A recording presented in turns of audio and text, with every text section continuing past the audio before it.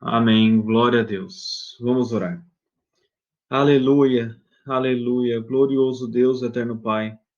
Graças te damos, ó Pai, por esse dia, por tudo que o Senhor tem permitido acontecer em nossas vidas. Obrigado, Pai amado, por todas as dores no coração, nos corações, na mente, no corpo, na alma que estamos sentindo. Obrigado, Pai amado, por todos os ferimentos emocionais, espirituais, físicos que temos. Obrigado, Jesus, por todos os levantes que houveram hoje. Obrigado, Senhor amado Deus, por toda a tristeza, todo o dissabor de hoje. Obrigado, Pai. Muito, muito, muito, muito obrigado. Em nome de Jesus, ó Deus, nós agradecemos ao Senhor todas as coisas. Obrigado pelo sol, obrigado pelo dia de sol que fez hoje. Obrigado por tudo. Muito obrigado, Pai, pelos irmãos estarem aqui online agora. E é por isso que estamos diante do Senhor, ó Pai, clamando, Senhor Deus, que precisamos ouvir a Tua voz. Perdoa, Deus, todas as vezes que o Senhor quis falar conosco e nós não quisemos ouvi-lo. Perdão, ó Deus, por toda a nossa rebeldia. Perdão, papai, perdão, perdão, perdão. Nós pedimos perdão e nós clamamos a Ti, Senhor, que no nome poderoso de Jesus, o Senhor abençoe grandemente esse estudo, Pai, trazendo à sua igreja vivificação. Nos vivifica, Pai. Vivifica-nos, ó Pai, para a glória do Seu nome, no Espírito Santo, para que esse estudo agora venha encher, Pai amado, os nossos corações do conhecimento do Senhor, mas não conhecimento mental, mas um conhecimento espiritual, não conhecimento de ouvir falar, mas de ver face a face. Abra os nossos olhos e os nossos ouvidos agora, Pai, para conhecer o Senhor através dessa leitura bíblica, desse estudo. Em nome de Jesus, ó Papai. Por amor ao Teu nome, derrama a sua unção, derrama o Espírito Santo sobre todos nós, ó Deus, para que sejamos cheios do Espírito Santo, não cheios de um conhecimento intelectual, mas vivificados pelo poder que há no nome de Jesus. Em nome de Jesus, repreendemos toda ação maligna contrária a este estudo, bata em retirada em nome de Jesus, e que se fendam os céus, o Senhor desça sobre a tua igreja, e edifica e vivifica-nos, ó Pai, na rocha que é o nosso Senhor Jesus Cristo. Em nome de Jesus, amém, amém, amém. Glória a Deus, a paz do Senhor, Maneide. Boa noite. Glória a Deus. Glória a Deus. Vamos lá então, irmãos. Hoje nós vamos ler Oséias capítulo 8 apenas, tá bem? Será apenas esse capítulo. Eu vou escrever aqui rapidamente a ordem como aparece para mim, tá bem? Então, para mim, a Neide, começa eu, né? Depois a Neide, o Eduardo e depois a Rosângela. Então, quem entrar depois no estudo, fica depois da Rosângela. Todos vocês vão conseguir ler os versículos? Tá ok a conexão de todo mundo? Tudo bem? Sim. Sim. Amém. Glória a Deus. Então vamos lá. Qualquer dúvida com relação à ordem, vocês me perguntam, tá bem? Oséias capítulo 8, versículo 1. Põe a trombeta à tua boca, ele virá como uma águia contra a casa do Senhor, porque eles transgrediram o meu pacto e transgrediram contra a minha lei.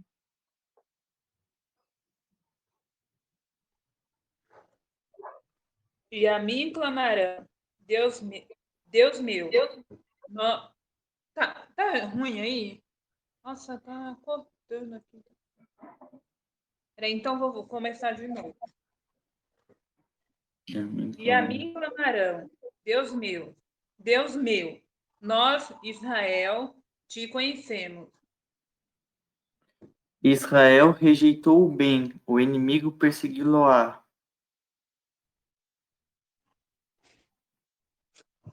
Eles estabeleceram reis, mas não da minha parte. Constituíram príncipes, mas eu não o soube. Da sua prata e do seu ouro fizeram ídolos para si, para serem destruídos.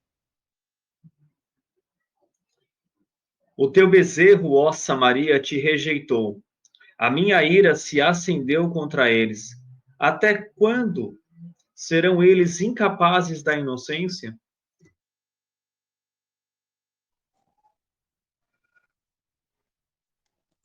porque isso é mesmo de Israel. Um artifício fez, e não é Deus, mas... Ai.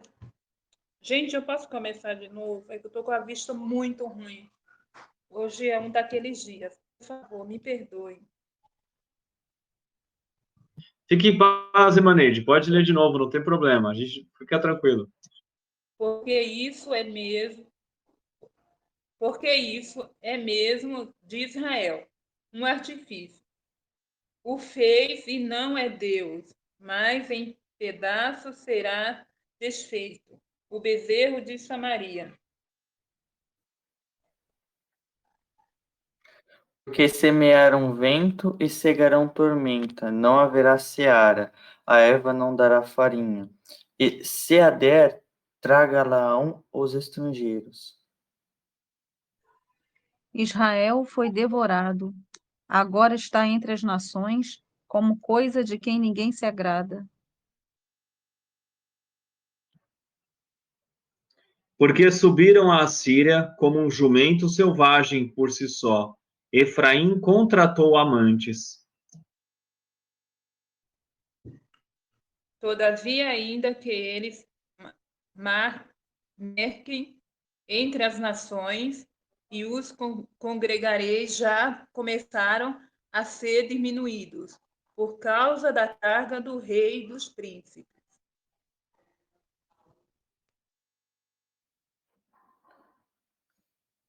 Porquanto Efraim multiplicou os altares para pecar, teve altares para pecar.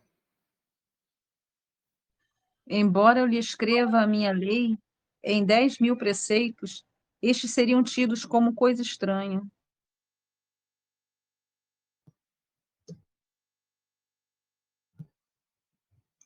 Eles sacrificam carne pelos sacrifícios das minhas ofertas e a comem, mas o Senhor não as aceita. Agora se lembrará da sua iniquidade e visitará os seus pecados. Eles retornarão para o Egito.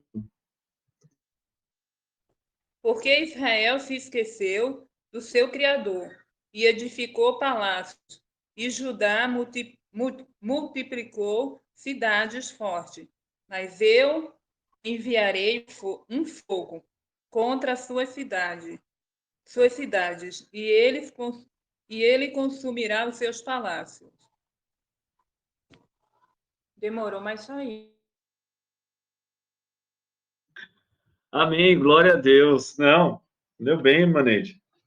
Às vezes a gente engasga, normal, isso aí é natural. Bem, eu vou começar falando um pouquinho, enquanto os irmãos vão aí vendo algum versículo, alguma pergunta. Uma coisa muito importante, irmãos, quando a gente vai ler os profetas, principalmente os profetas como Amós, Oséias, que pregaram muito sobre a queda de Efraim, de Israel, o reino do norte, é a gente lembrar como que Israel se relacionava com Deus, como que o reino do norte se relacionava com Deus. Porque quando a gente fala do povo de Deus, a gente sempre lembra no Antigo Testamento do templo, correto? O templo era o local central da adoração a Deus, o templo de Salomão, assim como foi construído. E o povo de Israel, do Reino do Norte, não adorava a Deus no templo de Salomão. Então, todas as vezes que nós lermos Amós, Oséias, um pouco de Isaías, que se não me engano, Isaías vai profetizar também acerca do Reino do Norte, e alguns outros profetas, eu não vou lembrar de todos a lista agora exatamente, mas aqueles que escreveram, né? Eles sempre vão trazer para Israel o fato de que eles não adoram a Deus corretamente. Por quê? Porque a gente vai lembrar lá de Jeroboão. Jeroboão, qual foi o pecado de Jeroboão? Jeroboão, ele foi o rei do norte, o primeiro rei do norte. E o que aconteceu? Quando Salomão morreu, o povo todo era unido, era unificado, era um reino só. Porém, depois que Salomão morreu, o filho dele, Roboão, tomou decisões erradas e dividiu-se o povo. Ficou 10 tribos ao norte, lideradas por Jeroboão, e as 2 tribos ao sul, Benjamim, Judá e um pouco dos levitas, que estavam ali numa dinastia davídica, e essa dinastia se manteve até a queda de Jerusalém, destruição do templo em 586 antes de Cristo, e o último rei foi Zedequias. Mas o que aconteceu, irmãos? Quando Jeroboão ele subiu ao poder, isso está lá em 1 Reis, capítulo 12, versículo 26. Ele disse no seu coração: agora o reino retornará à casa de Davi. O que ele quer dizer com isso? As pessoas vão adorar a Deus lá no templo, porque lá é o único lugar para se adorar a Deus. E elas vão esquecer do seu reino do norte e vão querer se voltar para serem liderados por Davi. Então vai haver uma rebelião contra mim.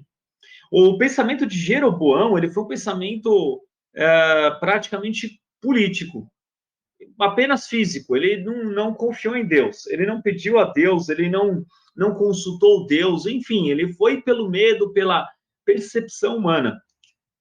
E aí ele falou, né? Se este povo subir para fazer sacrifício na casa do Senhor em Jerusalém, então o coração deste povo retornará ao seu Senhor, a saber, a Roboão, rei de Judá, e eles me matarão e irão novamente a Roboão, rei de Judá.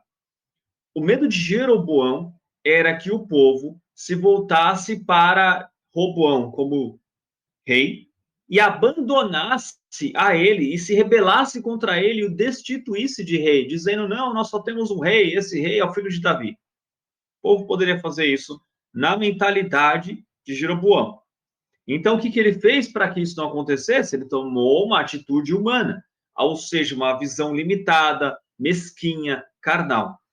Assim, o 1 Reis 12, 28.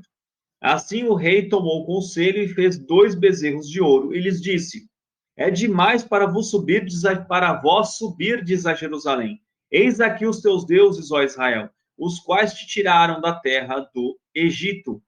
E ele pôs um em Betel e outro pôs em Dan. E isso se tornou um pecado, pois o povo foi adorar diante de um, a saber, em Dan. Então, o que aconteceu?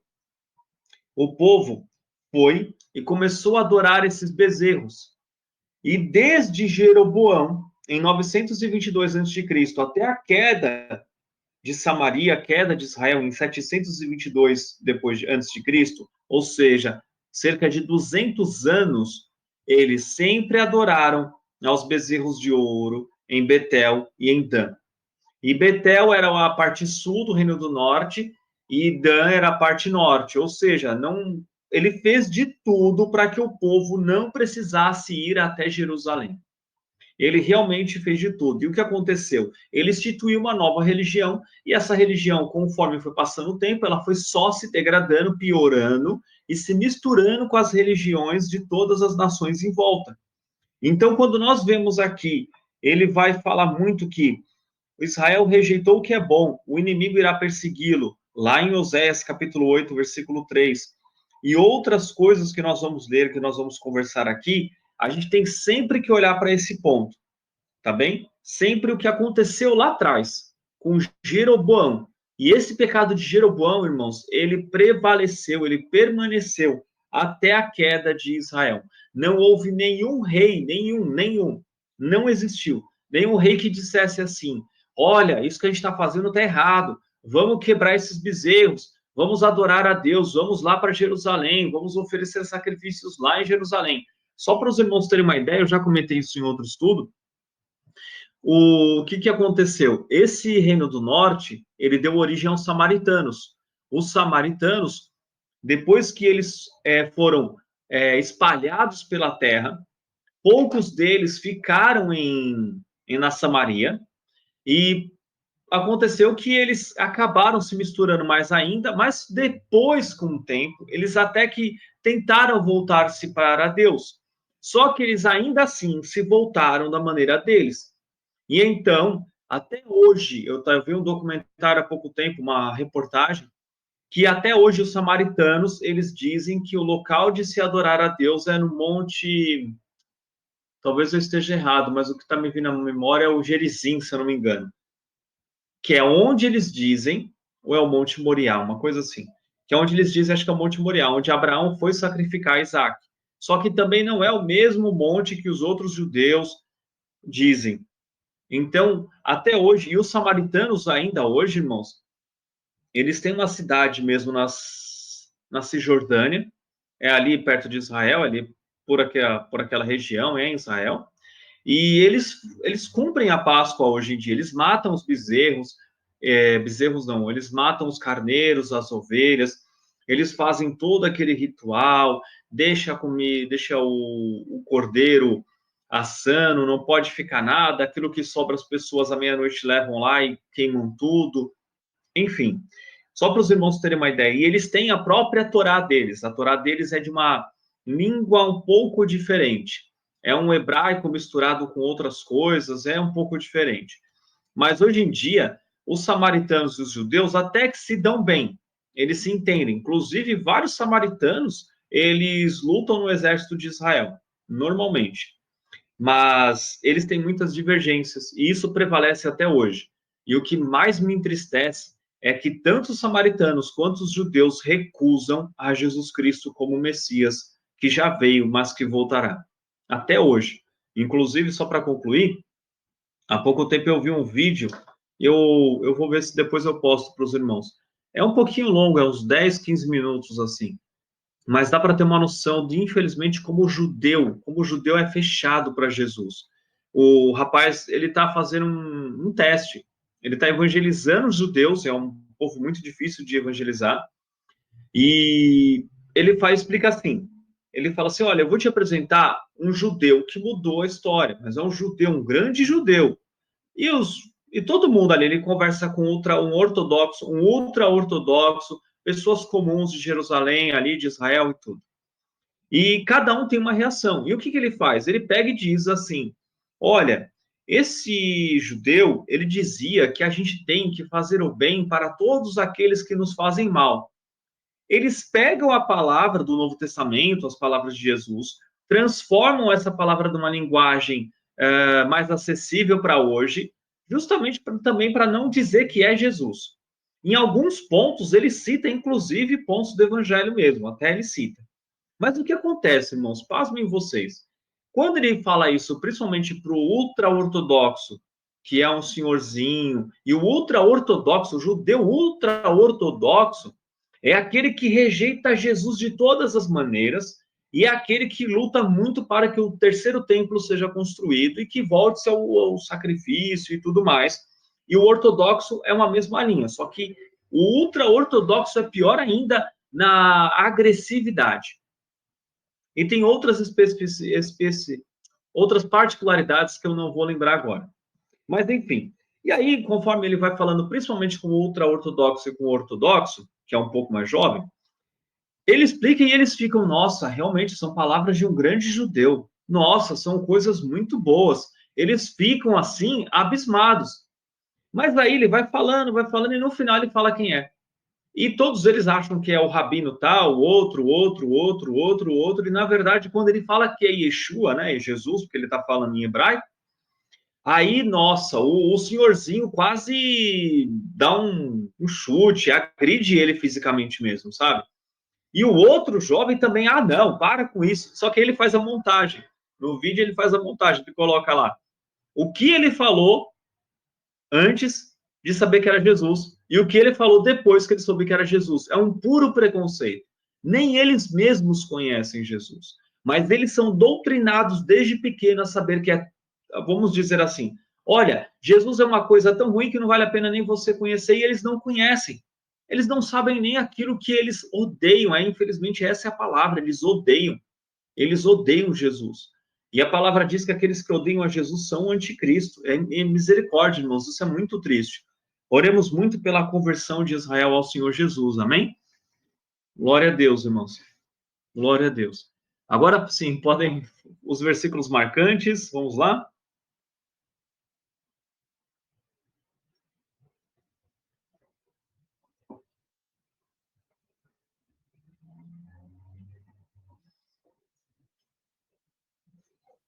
Posso ir? Podem falar. Pode ir. Deixa eu desligar aqui só para não dar microfonia. Peraí. Então, Oséias 8:12. Escrevi-lhes as grandezas da minha lei, porém essas são estimadas como coisa estranha. É interessante esse versículo porque ele vai mostrar duas coisas: o contraste de que havia coisas ocultas na lei e o contraste de que eles não estudavam a lei. É tão interessante que, como você já deu um pano de fundo aí, pano histórico, quando você lê o livro de Reis, eu acho que em Crônicas não aparece isso, não é relatado, mas lá no livro de Reis está escrito que o rei Josias, ele estava ali, ele mandou ali reparar o templo, e no meio desse contexto, um, um sacerdote ali, as pessoas que estavam ali reparando o templo, eles acharam o livro da lei de Moisés. E você vê o seguinte, esse livro ele estava abandonado. Eles acharam esse livro, o livro que Moisés escreveu e Josué preservou, eles acharam ele em meio àquela bagunça, ou seja, isso já mostra que ele estava abandonado, já estava esquecido, que as pessoas não davam mais importância para esse livro, e acharam e foram notificar o rei Josias. E leram para o rei Josias, a Bíblia não fala o texto, mas é subentendido que tenha se lido aquele texto onde Deus fala das bênçãos e das maldições. O rei Josias entende que aquilo é para ele, e aí o rei Josias fica desesperado. E naquela época, naquela cultura, tinha por símbolo de arrependimento rasgar as vestes. E ele entende, nós transgredimos contra Deus, a gente abandonou a Deus, a gente, como o próprio versículo fala aqui, eles estimam, trazendo para os dias de hoje, a Bíblia, no caso, eles estimam como nada, eles não se preocupam em estudar, e você vê que já desde aquela época, já era mostrado o abandono que eles tinham pelas coisas de Deus. Existe também outra passagem lá no livro de Reis, que vai dizer de uma mistura que os povos faziam. Eles, ao mesmo tempo que serviam povos pagãos, eles também serviam a Deus. Existe um texto lá no livro de Reis que vai falar isso, que eles misturavam. Eles serviam a Deus, fazendo alguns cultos ali, algumas cerimônias para Deus, mas também serviam a demônios. Eu acredito que o rei Jeú, ele fez isso também, porque a Bíblia vai dizer que por mais que Jeú tenha executado juízo contra a casa lá de Acabe, ele não andou com o coração perfeito diante de Deus, e que ele não se apartou dos pecados de Jeroboão. Na verdade, Jeroboão foi uma pedra de tropeço para um monte de reis. A Bíblia constantemente menciona, esse rei, ele fez pior do que Jeroboão, pior do que os antigos reis. Então, ou seja, Jeroboão ele passa a ser uma questão de referência negativa. Então, Jeroboão, ele, como você já mesmo mencionou, o que acontece? Ele tinha até começado bem, mas aí ele percebe que ele ia começar a perder crédito, ele pensa consigo mesmo, o povo vai abandonar, vai fazer uma rebelião contra mim. Então, o que ele faz? Ele monta toda uma estratégia para voltar a atenção do povo para ele, para que ele tenha o controle, o domínio sobre si. E nisso, ele, então, foge dos propósitos de Deus e ele, então, deixa de ser um rei escolhido por Deus. Deus colocou ele, mas ele, então, saiu dos propósitos de Deus. Isso aconteceu também com Salomão. Salomão, ele começou bem, começou direito, construiu o templo para Deus, dedicou o templo para Deus, mas no fim da sua vida, ele se corrompe. E fica aí também o mistério, se ele se arrependeu a tempo.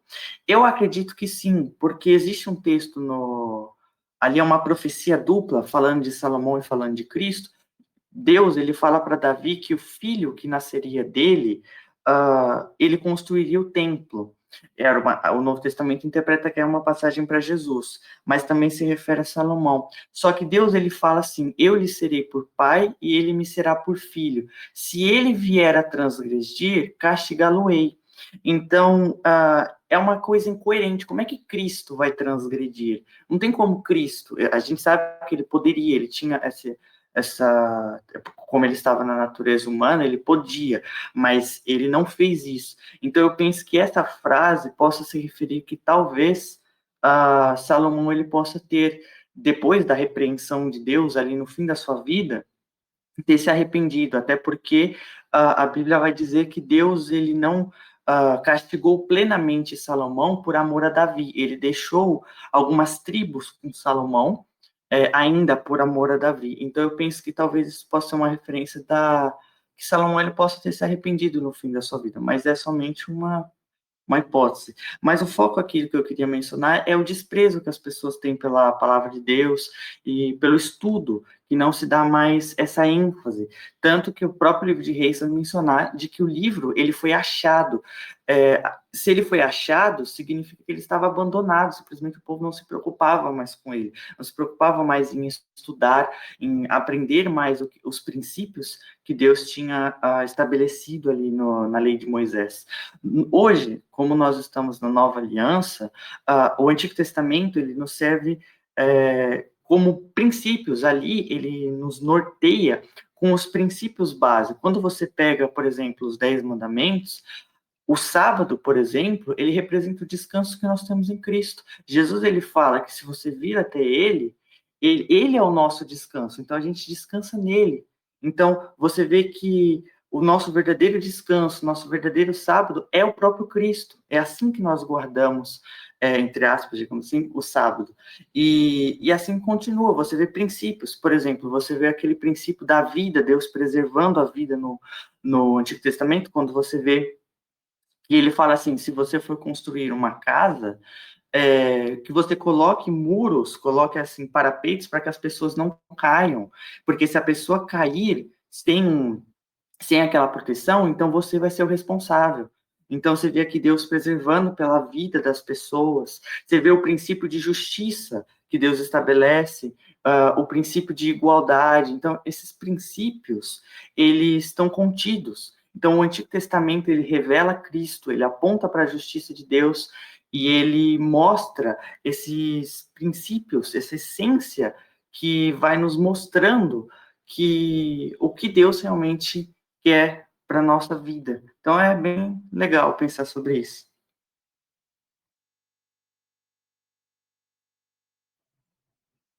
Amém. Glória a Deus. Glória a Deus. E aí, o que acontece, Eduardo, também, é que assim, o que você falou de Josias é muito importante mesmo. O livro da lei ficou esquecido na casa de Deus. Quando eu li essa passagem, uma vez eu estava estudando, na verdade, eu preguei sobre Josias, acho que eu preguei umas 2, 3 pregações acerca dele ano passado. Mas a gente lê, às vezes, a gente não se dá conta. Mas quando eu parei realmente para pensar, quando eu estava estudando para pregar, sobre a questão, o livro de Deus ficou esquecido na casa de Deus. Gente, eu achei isso absurdo.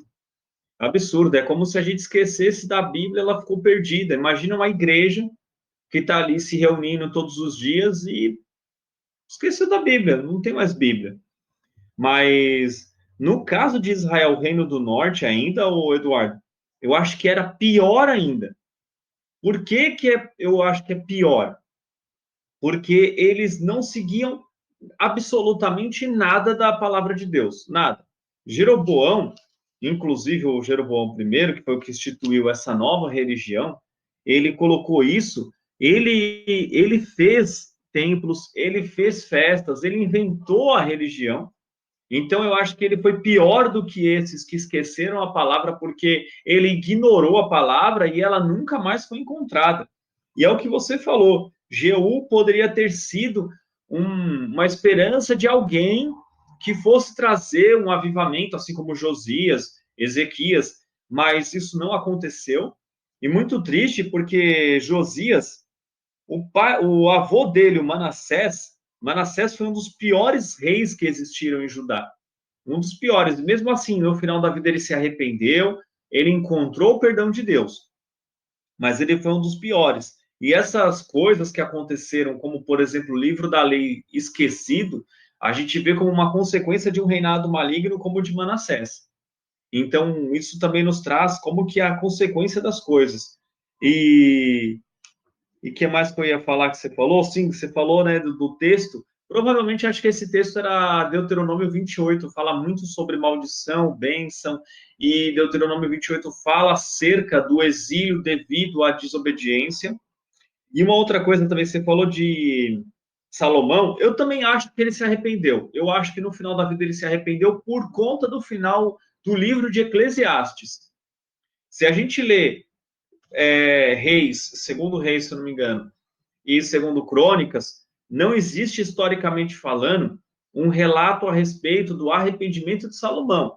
Mas eu encontro uma ponta depois, no final, na conclusão do livro de Eclesiastes, porque ele diz que o temor, e o próprio Provérbios também.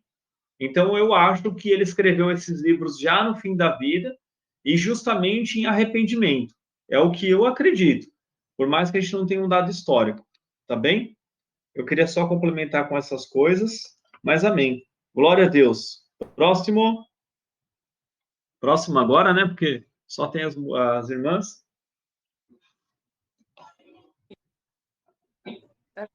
Pastor, Oi. fala um pouquinho sobre o 7, Amém. por favor. Tudo bem. Ah, o 7. Porque o que acontece, irmãos? Qual era o princípio da idolatria?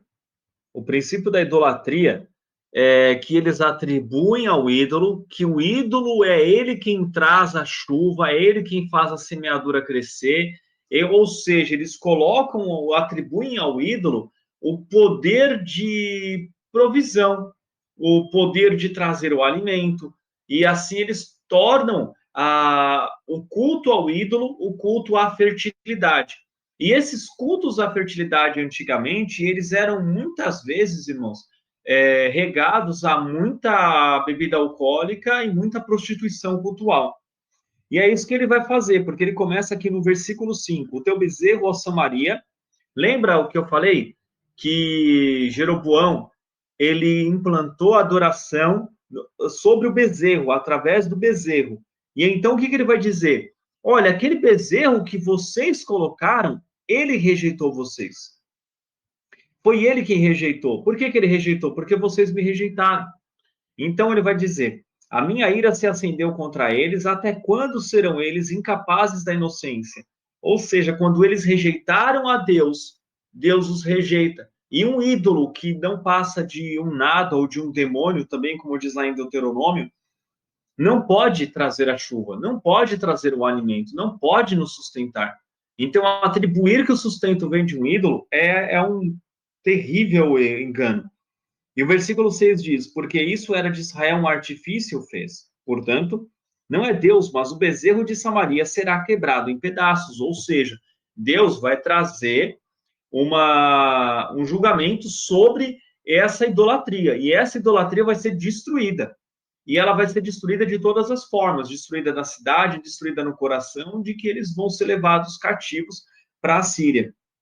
Aí chega no versículo 7, porque eles semearam vento e colherão redemoinho de vento. Ou seja, é o princípio da colheita. Jesus também deixou isso claro. Pode frutos bons nascerem de uma árvore má, ou vice-versa? Figos de videira, videira de figos? Não. Eles plantaram idolatria e eles vão colher idolatria. E aquele que vive para o ídolo torna-se igual ao ídolo e nada tem do ídolo. Então eles acabaram, realmente, eles escolheram algo que é o vento, e o vento simboliza o quê? Tempestade, algo ruim. E era isso que eles estavam fazendo, eles estavam plantando coisas ruins para eles mesmos colherem. Então, não haverá talo, o broto não dará alimento, e se a der, os estranhos a devorarão. Ou seja, vocês atribuem a esses deuses que é eles quem sustentam vocês, mas vocês não sabem que não são eles, e vocês verão isso quando eu colocar minha mão sobre vocês e destruir tudo isso. Eu vou destruir esse engano, eu vou destruir essa idolatria, e eu vou destruir essa confiança nesses falsos deuses. Porque o pecado de Israel era a confiança nos falsos deuses e essa total errada adoração a Deus. E o pecado de Judá era, nesse caso aqui, nessa época, era muito mais a autoconfiança de ser a cidade escolhida, de ser a cidade amada que nunca seria destruída. Tá bem? É isso, irmã. Respondi a sua pergunta, mais alguma dúvida? Obrigado, pastor. Amém. Glória a Deus. Irmã Rosângela? Fiquei ouvindo e pensando para ver se tem alguma relação com o presente, com o que está acontecendo hoje, com o castigo que nós teremos, né?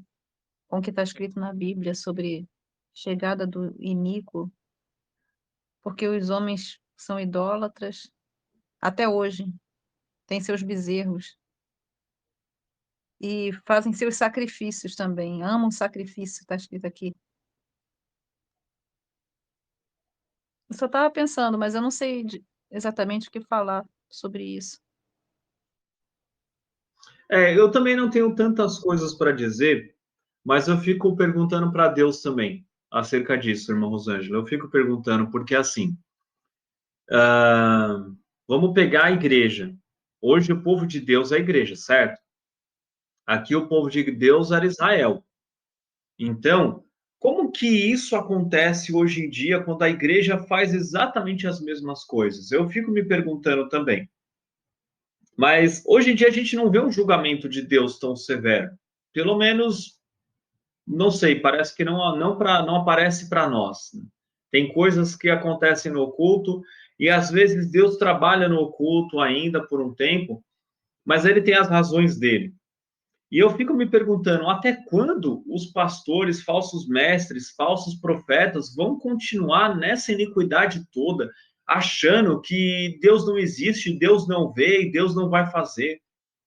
É muito triste você ver as pessoas caminhando por um abismo que provavelmente elas não vão experimentar nessa vida, e às vezes eu penso que Deus, ele faz de duas coisas. Primeiro, ele é longânimo. Deus é longânimo. E eu creio que muitos desses falsos profetas que continuam vivos e fazendo coisas erradas, eles só conseguem fazer e viver dessa maneira por conta da misericórdia de Deus. Deus está dando chance para que eles se arrependam. Mas, ao mesmo tempo, eu penso que Deus, ele está dando corda para ver até onde essa pessoa vai. Porque o julgamento de Deus, irmãos, ele não falha. Ele é longânimo. Por isso que algumas versões trazem assim, que ele não tarda, ele tarda. Mas não é que Deus tarda, é que ele é longânimo.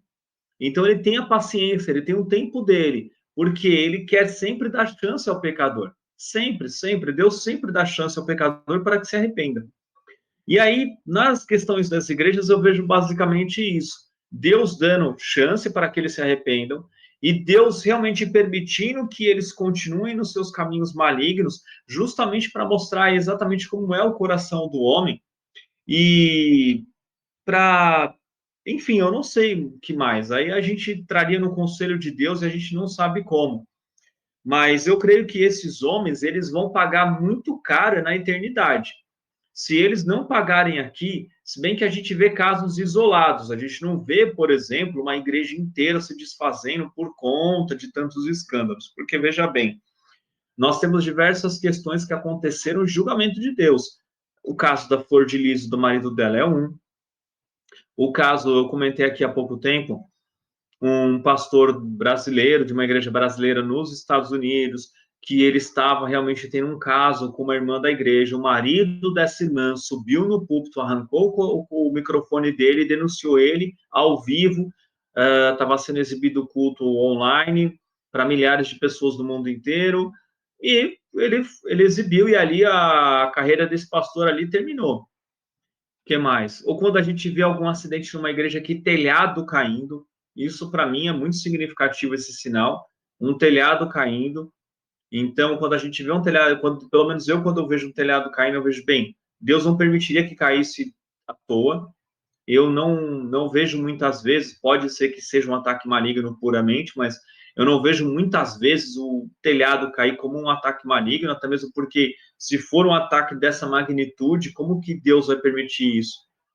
Simplesmente para provar. Eu creio que Deus, na verdade, está querendo alertar. O que mais? E outra coisa importante, irmã Rosângela, eu comentei isso, acho que algumas pregações anteriormente. Hoje em dia, a nossa vida, o nosso relacionamento com Deus é como? Em espírito e em verdade. Muitas vezes, a gente fica vendo aqui, a gente está vendo a história do povo de Israel, o povo de Jerusalém, de Judá, eles pecaram contra o Senhor, foram exilados da terra, destruiu-se o templo, correto? E aí a gente vê fisicamente, a gente vê muito nitidamente o julgamento de Deus. Mas hoje em dia, irmãos, eu considero o julgamento de Deus nesse sentido do exílio muito pior. Porque se nós hoje somos o templo do Espírito Santo, e ali naquela época, nessa época aqui do Antigo Testamento, a glória de Deus saiu do templo por conta do pecado do povo, e esse templo foi destruído, vamos colocar isso agora para nós, para mim, para você. Como que se dá isso na nossa vida? A gente tem um pecado, a gente guarda o pecado dentro do templo, guardamos o ídolo dentro do templo, e Deus vai vir destruir esse templo, mas não fisicamente. Não, espiritualmente, como? Tirando a glória dele. Então, irmãos, aí é que está o nosso exílio hoje em dia. É o exílio do Espírito Santo, é o exílio de Deus. Eu não sei se os irmãos aqui já passaram pela experiência de se desviar, já ficaram distante de Deus, já sentiram realmente a glória de Deus deixando vocês. É algo horrível, irmãos. Eu já senti, eu já me desviei há muitos anos atrás, e é um vazio assim que não tem igual. Não tem. É algo terrível. Realmente perde o sentido, perde tudo, perde tudo. Você fica um oco. É como um coco seco oco, não tem nada dentro, e só apodrece. Só apodrece. E assim como a gente vê esses cercos, essas profecias, eu vejo hoje elas diretamente para nós nesse sentido espiritual. Como nós estamos com Deus? Será que a gente está se arrependendo? Se nós somos o templo do Espírito Santo atualmente, como nós estamos? Nós estamos realmente ali, tem os nossos cultos diários, o nosso sacrifício de lábios que adoram, que oram. Por exemplo, o templo, ele tinha o quê? O candelabro para iluminar. Será que nós estamos sendo luz? Tinha o pão, que era o pão da propiciação, que alimentava o sacerdote. Será que nós estamos nos alimentando do pão da vida? Tinha o altar do incenso. Será que nós estamos orando? Porque muitas vezes, principalmente em Apocalipse, diz que as orações dos santos são como incenso de aroma agradável diante do trono de Deus. E aí nós temos ali o Santo dos Santos. Hoje em dia o véu se rasgou. Então, será que nós estamos na presença de Deus? Será que nós estamos realmente oferecendo sacrifícios de louvor agradável? Tinha todo o altar do sacrifício. Hoje nós não precisamos matar nada, a não ser a nossa carne. Nós estamos oferecendo essa nossa carne todos os dias. Nós estamos adorando a Deus todos os dias. Então, nesse sentido, irmão, eu vejo que o julgamento de Deus, ele chega nessas igrejas de maneira não tão nítida para aqueles que não são tão espirituais, mas para aqueles que são espirituais. Por exemplo, eu estava vendo aqui ai meu Deus, não é uma reportagem, é uma conversa de dois pastores acerca de como anda realmente essa questão da apostasia hoje na igreja. E não é segredo para ninguém, é público notório, isso aí está nas mídias, isso está na internet, que infelizmente a Assembleia de Deus, acho que Ministério Madureira, do Brás ou do Rio, não lembro qual, eles, desde muitos anos atrás, se reuniram com aquele reverendo Mu da Coreia, que ele se dizia a reencarnação de Cristo. Ele morreu, não aconteceu nada, e o filho dele parece que continua com essa história. O que acontece, irmãos? Quando alguém se junta com o herege para corroborar com a heresia dele, ele é cúmplice. E se ele é cúmplice, então ele pegou a Bíblia dele, que diz contra aquilo, e jogou fora. Entende? E agora, recentemente, o bispo Abner, acho que do Ministério Madureira, ele mesmo foi para o Vaticano ter uma reunião com o Papa para poder corroborar com relação à questão da ecologia, mas a fala dele ali foi totalmente em submissão ao Papa. Ele não foi ali usado por Deus, você não vê, ele vê alguém apenas como concordância com tudo aquilo. Agora, irmãos, imaginem como que deve estar essa igreja espiritualmente. Não como a gente vê, não como nós vemos nos nossos olhos. Tá lá, a catedral dele é enorme, lotada, vários cultos, todo mundo indo, os dízimos estão chegando, ele está enriquecendo, está tudo certo. Mas como que estão as coisas no mundo espiritual acerca disso? Como que está esse homem por dentro, onde a gente não vê? Como que está essa igreja, os irmãos? E é isso, irmãos. É isso que a gente precisa olhar, por exemplo, para uma situação como essa hoje em dia e se colocar nessa brecha. E falar, Senhor, tenha misericórdia da igreja. Por favor, Pai, leva arrependimento a esse homem, leva arrependimento, abre os olhos dessa igreja, abre os olhos, porque, irmãos, a gente está vendo tudo certo, correto? Mas não está tudo certo. Deus está sofrendo, Deus está irado, Deus não está suportando ver isso. E se a gente está cheio do Espírito Santo, se a gente está realmente olhando para isso como alguém que se importa de verdade, a gente vai se colocar nessa brecha, em oração, intercessão, clamando ao Senhor, tenha misericórdia da igreja brasileira, tenha misericórdia de nós, porque se a gente parar para passar um raio-x espiritual, irmãos, na igreja brasileira como um todo e em nós mesmos, eu, pelo menos, toda vez que me pego pensando nisso, orando acerca disso, às vezes eu tenho a impressão que não existe igreja no Brasil. Não existe. Eu perco, às vezes, a esperança. Mas a gente vai orando, vai clamando a Deus e as coisas vão voltando ao normal no nosso coração. Mas Deus, ele quer mais pessoas assim. Entende? É isso, irmãos. Eu penso assim, irmã Rosângela. Eu penso assim, que esses homens já estão mortos espiritualmente. A gente não vê fisicamente. Para que a gente possa estar com o nosso templo voltado para Deus, em dia, mesmo sendo pecador, mesmo errando todo dia, é necessário que a gente esteja orando, lendo a palavra e também jejuando, né? Porque eu estou vivendo um problema que parece que não tem fim, uma prova que parece que não tem final. Tentando, eu acho que Deus já trabalhou bastante na minha vida, mas eu não queria nem falar assim, porque é muito triste você não demonstrar gratidão a Deus, né? Eu sei que eu sou grata por muita coisa na minha vida, mas eu fico, às vezes, questionando a Deus, às vezes me paro para questionar por coisas que eu estou vivendo com a minha filha, por exemplo, que eu não vejo mudança nenhuma.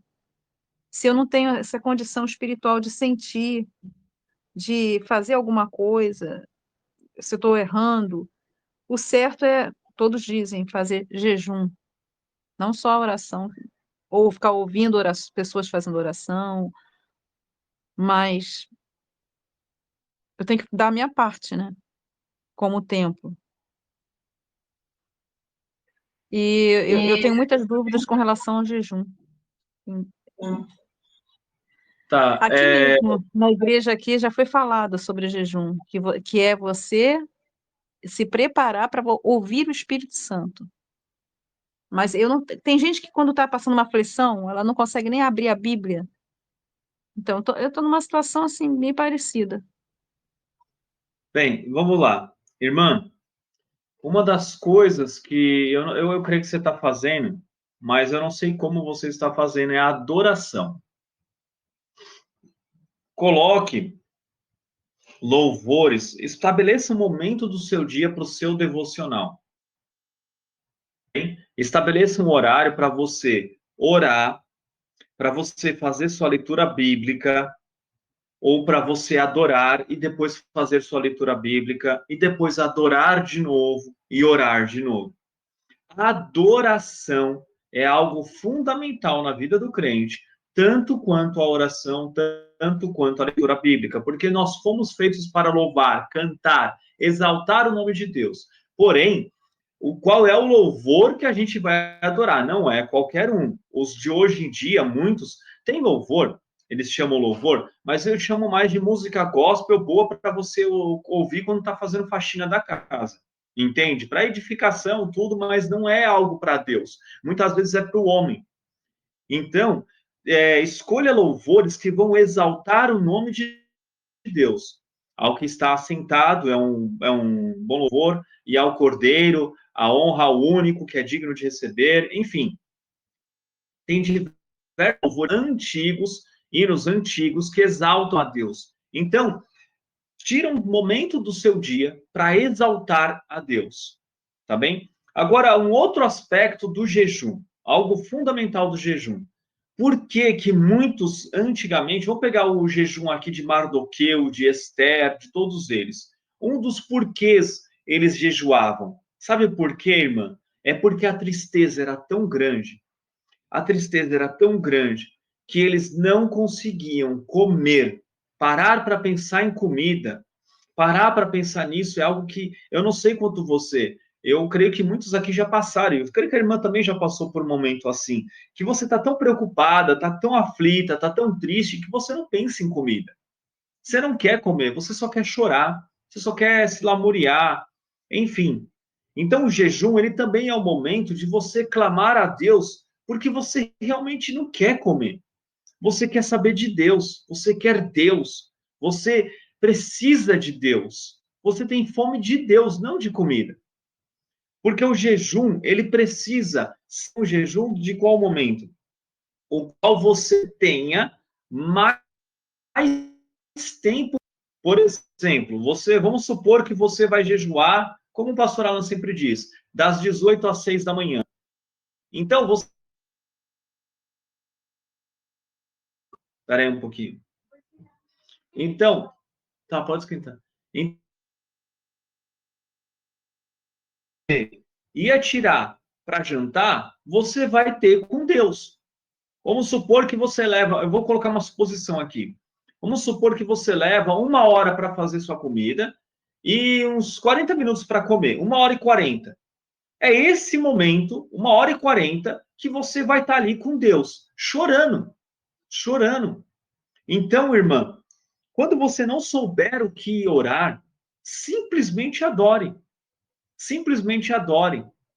Jejue buscando Deus, buscando mais de Deus, só simplesmente porque você tem fome de Deus, não para resolver o seu problema, mas porque Ele é seu Pai, Ele é o seu Deus, e Ele vai te dar forças para passar por isso. Ele te sustenta, Ele é o teu ajudador, Ele é o teu cuidador, Ele é o teu Pai, entende? Então o jejum ele serve para você ter mais tempo com seu Pai, para você ouvir, para você falar, para você adorar.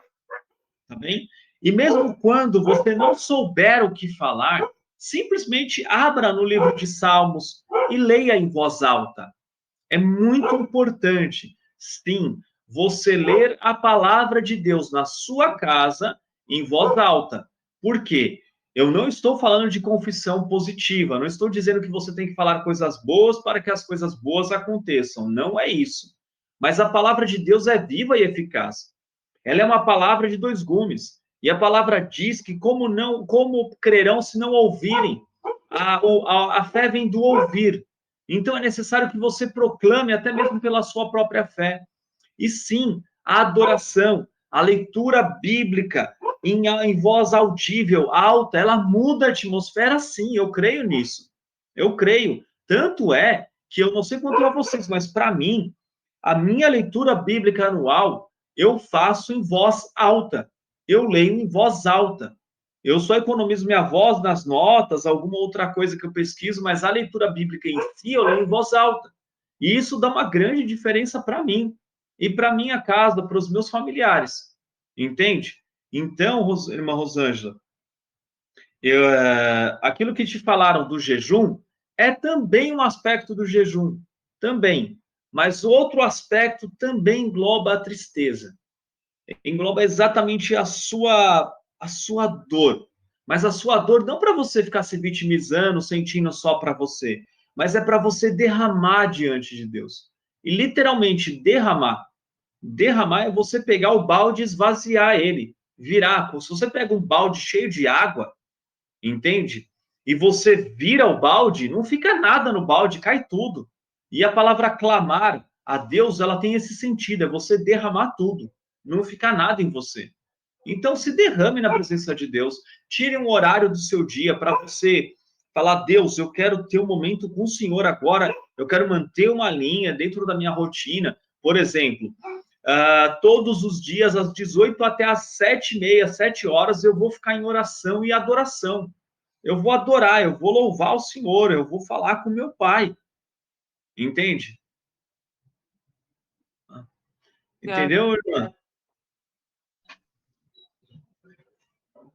Então, é bem esse caminho. Não existe uma receita pronta. Até mesmo porque é um relacionamento.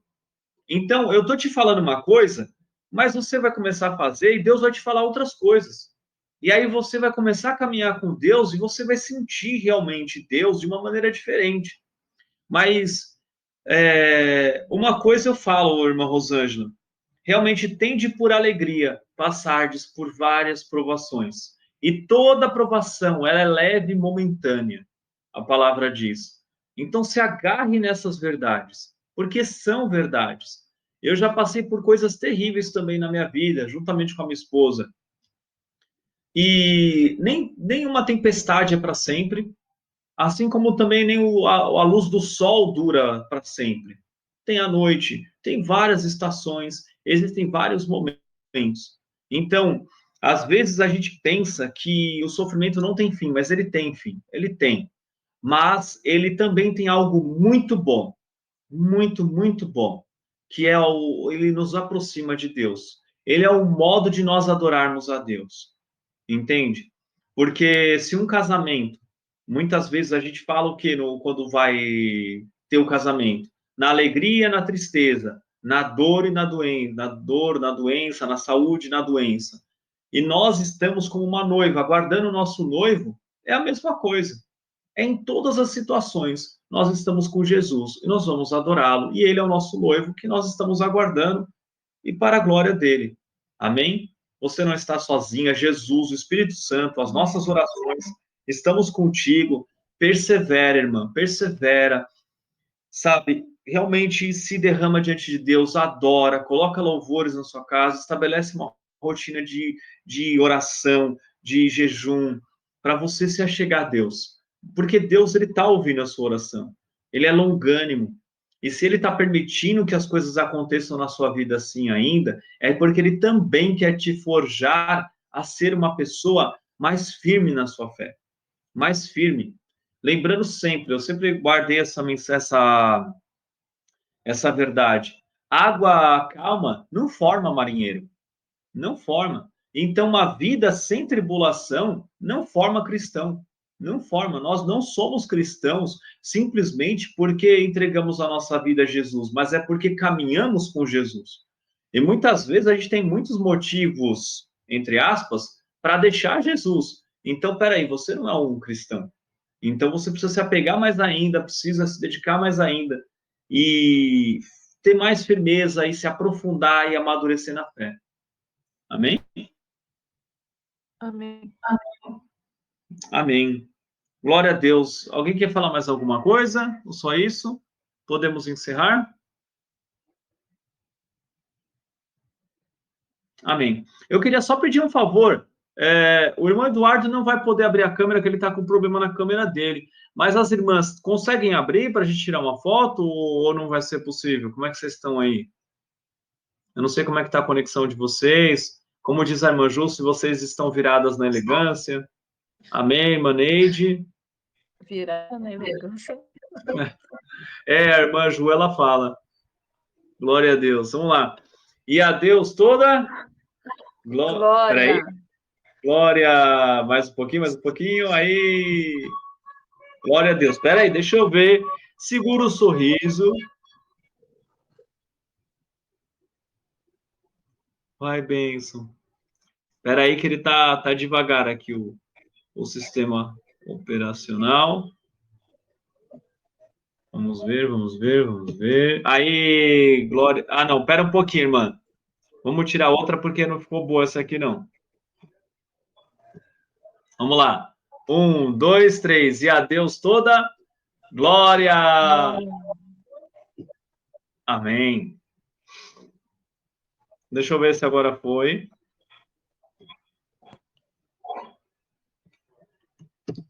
Aí, melhorou. Tá ok. Glória a Deus. Amém. Amém. Glória a Deus. Irmã Neide, consegue fazer essa oração agora, por favor?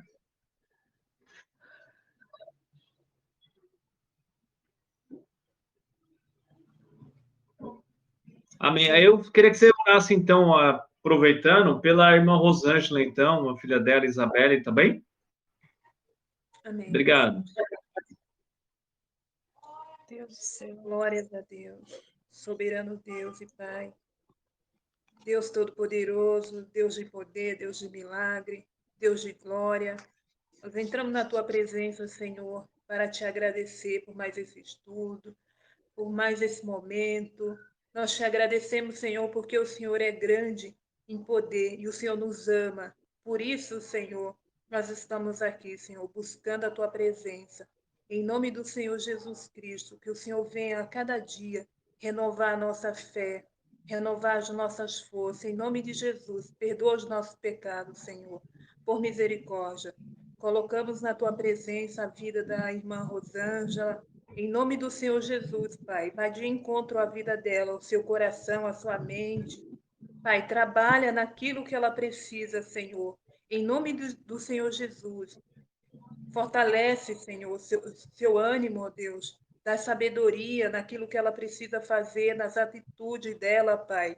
Em nome do Senhor Jesus, estenda as tuas mãos sobre ela, sobre a filha dela, Senhor. Em nome do Senhor Jesus, que o Senhor venha a salvar aquela vida, Pai. Em nome de Jesus. É o que te pedimos e já te agradecemos. Amém. Pastor, esqueci o nome da filha da irmã. Isabel. É a irmã Neide é assim, né, pastor? É a Isabelle. É a Isabelle. Mas estamos orando por vocês, viu, irmã Rosângela? Amém. Glória a Deus. Glória a Deus. Vamos orar o Pai Nosso, então? Amém? Glória a Deus. Vamos lá. 1, 2, 3. Pai nosso que estás nos céus, santificado seja o teu nome, venha o teu reino, seja feita a tua vontade, assim na terra como nos céus. O pão nosso de cada dia nos dai hoje, perdoa as nossas dívidas, assim como nós perdoamos os nossos devedores. Não nos deixes cair em tentação, mas livra-nos do mal, pois teu é o reino, o poder e a glória para sempre. Amém. Amém, amém, amém. Glória a Deus, irmãos. Deus abençoe a todos. Muito obrigado por terem vindo ao estudo. Deus abençoe a todos grandemente. A paz do Senhor. Amém? A paz do Senhor. A paz e glória. Fiquem todos com Deus. Glória a Deus. Fiquem todos com Deus. Um abraço.